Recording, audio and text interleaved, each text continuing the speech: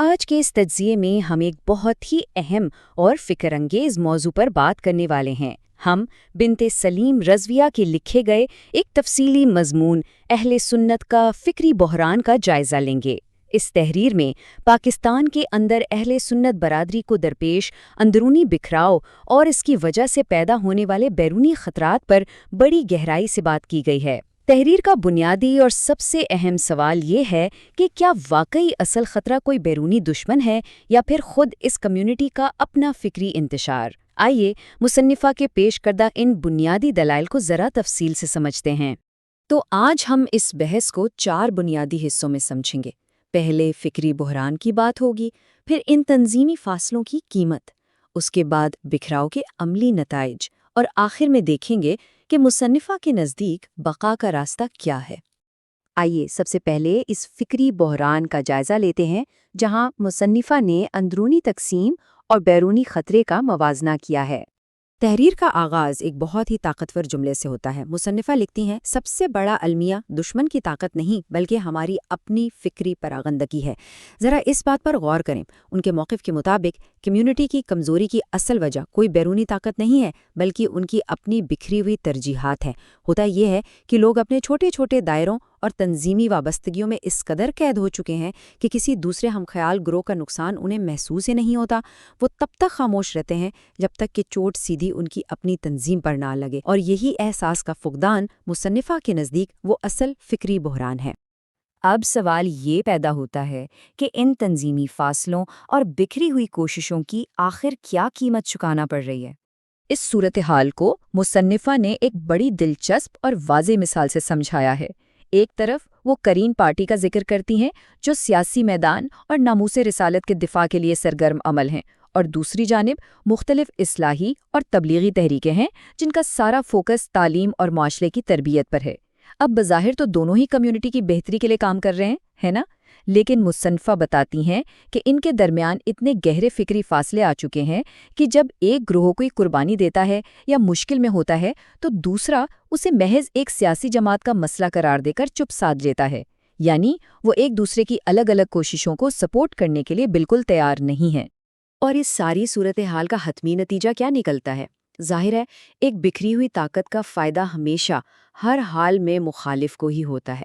مصنفہ بڑی سادہ سی دلیل دیتی ہیں کہ جب ایک ہی برادری اس طرح الگ الگ خانوں میں بٹ جائے تو کسی بھی مخالف کو انہیں آمنے سامنے کی لڑائی میں ہرانے کی ضرورت ہی نہیں پڑتی۔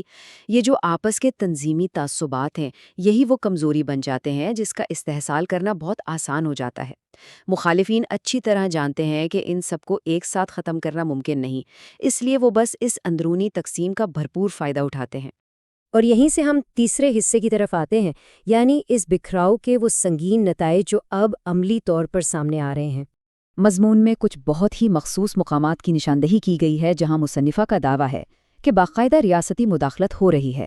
مثال کے طور پر داتا دربار اور عبداللہ شاہ غازی جیسے بڑے مزارات کا ذکر ہے، جہاں تحریر کے مطابق محکمہ اوقاف کے ذریعے ان کے روایتی سنی تشخص کو تبدیل کرنے کی کوششیں کی جا رہی ہیں۔ دوسری طرف مزار بابا جان اور جامع مسجد رحمت للعالمین جیسی مساجد کی مثال دی گئی ہے، جنہیں مصنفہ کے بقول جبراً سرکاری بندش کا سامنا کرنا پڑا۔ مصنفہ کا استدلال یہ ہے کہ ہمیں ان واقعات کو الگ الگ کر کے نہیں دیکھنا چاہیے، بلکہ یہ سب ایک ہی سلسلے کی کڑیاں ہیں۔ لیکن یہ کارروائیاں اچانک اتنی شدت کیسے اختیار کر لیتی ہیں؟ مصنفہ اس بات کو بڑی خوبصورتی سے سمجھاتی ہیں۔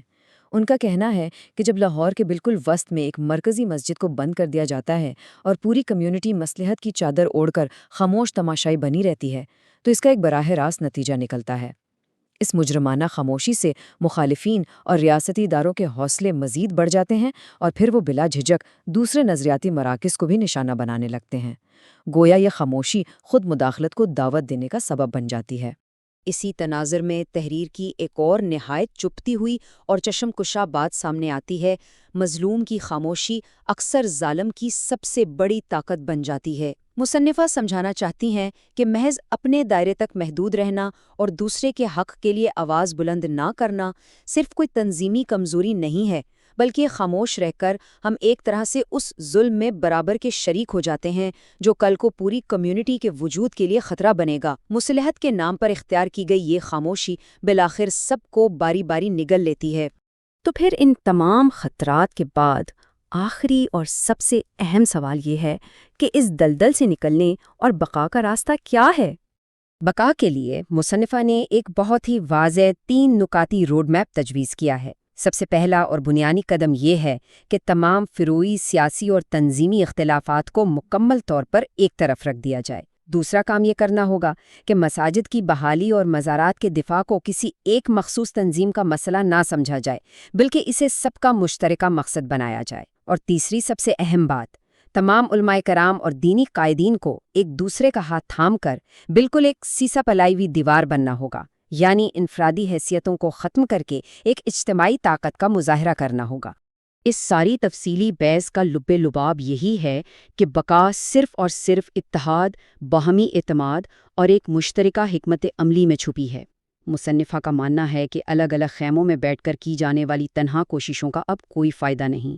موجودہ بحران سے نکلنے کا واحد حل یہی ہے کہ تمام دھڑے مل کر ایک متفقہ حکمت عملی بنائیں، اور ظاہر ہے باہمی اعتماد کے بغیر ایسی کوئی بھی مشترکہ حکمت عملی کبھی کامیاب نہیں ہو سکتی۔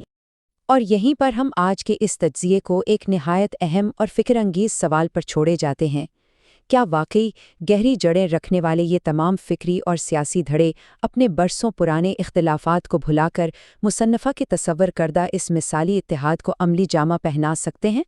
مصنفہ کی اپیل تو یقیناً بہت درد مندانہ ہے، لیکن اصل چیلنج تو گراؤنڈ پر اس پر عمل کرنا ہے۔ کیا یہ تنظیمیں وقت کی اس سنگین ضرورت کو محسوس کرتے ہوئے ایک پلیٹ فارم پر اکٹھی ہو پائیں گی؟ یہ وہ سوال ہے جس کا جواب آنے والا وقت ہی دے گا۔